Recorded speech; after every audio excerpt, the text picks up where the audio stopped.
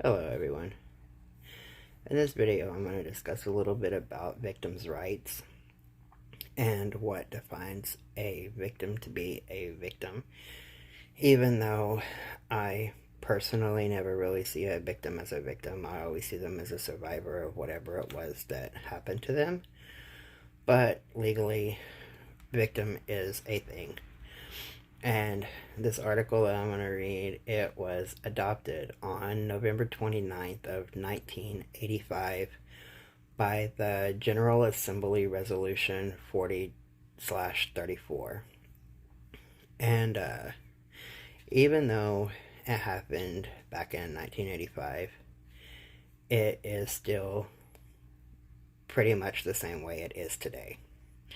There may have been a few amendments here and there, some of the wording or something, but for the most part, everything I've seen, this was the original adoption of this policy, or whatever you want to call it. Anyway, A. Victims of crime. Victims means persons who individually or collectively have suffered harm, including physical or mental injury, emotional suffering, economic loss, or substantial impairment of their fundamental rights through acts or omissions that are violation of criminal laws operative within member states, including those laws prescribing criminal abuse of power. 2. A person may be considered a victim under this declaration regardless of whether the perpetrator is identified, apprehended, prosecuted, or convicted, and regardless of the familiar relationship between the perpetrator and the victim. The term victim also includes, where appropriate, the immediate family or dependents of the direct victim, and persons who have suffered harm in intervening to assist victims in distress or to prevent victimization. 3. The provisions contained herein shall be applicable to all without distinction of any kind, such as race, color, sex, age, language, religion, nationality, political or other opinion, cultural beliefs or practices, property, birth, or family status, ethnic or social origin, and disability. Now, access to justice and fair treatment. Number 4. Victims should be treated with compassion and respect for their dignity. They are entitled to access the mechanisms of justice and to prompt redress as provided for by national legislation for the harm that they have suffered. 5. Judicial and administrative mechanisms should be established and strengthened where necessary to enable victims to obtain redress through formal or informal procedures that are expeditious, fair, inexpensive, and accessible. Victims should be informed of their rights in seeking redress through such mechanisms. 6. The responsiveness of judicial and administrative processes to the needs of the victim should be facilitated by A. Informing victims of their role and the scope, timing, and progress of the proceedings and of the disposition of their cases, especially where serious crimes are involved and where they have requested such information. B. Allowing the views and concerns of victims to be presented and considered at appropriate stages of the proceedings where their personal interests are affected, without prejudice to the accused and consistent with the relevant national criminal justice system. C. Providing proper assistance to victims throughout the legal process. D. Taking measures to minimize inconvenience to victims, protect their privacy when necessary, and ensure their safety as well as that of their families and witnesses on their behalf from intimidation and retaliation. E. Avoiding unnecessary delay in the disposition of cases and the execution of orders or decrees granting awards to victims. 7. Informal mechanisms for the resolution of disputes, including mediation, arbitration, and customary justice or indigenous practices, should be utilized where appropriate to facilitate conciliation and redress for victims. Restitution. Number 8. Offenders or third parties responsible for their behavior should, where appropriate, make fair restitution to victims, their families, or dependents. Such restitution should include the return of property or payment for the harm or loss suffered, reimbursement of expenses incurred as a result of the victimization, the provision of services, and the restoration of rights. 9.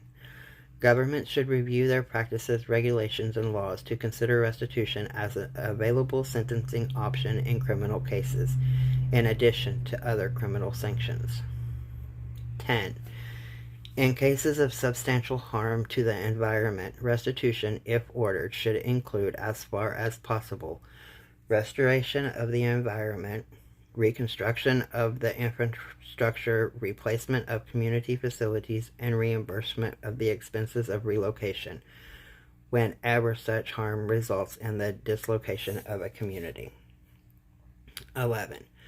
Where public officials or other agents acting in an official or quasi-official capacity have violated national criminal laws, the victim should receive restitution from the state whose officials or agents were responsible for the harm inflicted. In cases where the government under whose authority the victimizing act or omission occurred is no longer in existence, the state or government successor in title should provide restitution to the victims. Compensation. 12. When compensation is not fully available from the offender or other sources, states should endeavor to provide financial compensation to A.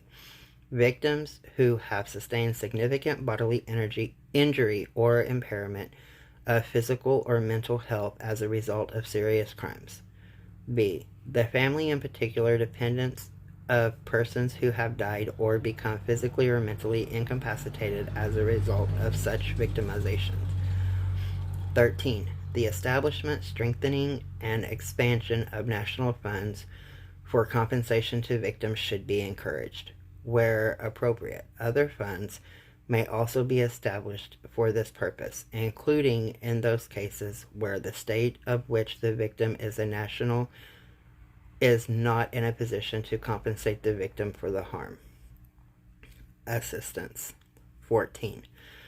Victims should receive the necessary material, medical, psychological, and social assistance through governmental, voluntary, community-based, and indigenous means.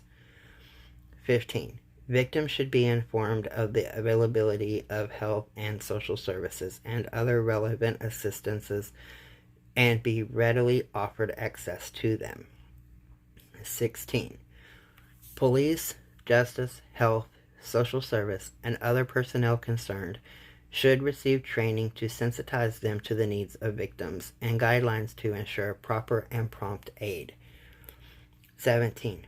In providing services and assistance to victims, attention should be given to those who have special needs because of the nature of the harm inflicted or because of factors such as those mentioned in paragraph 3 above.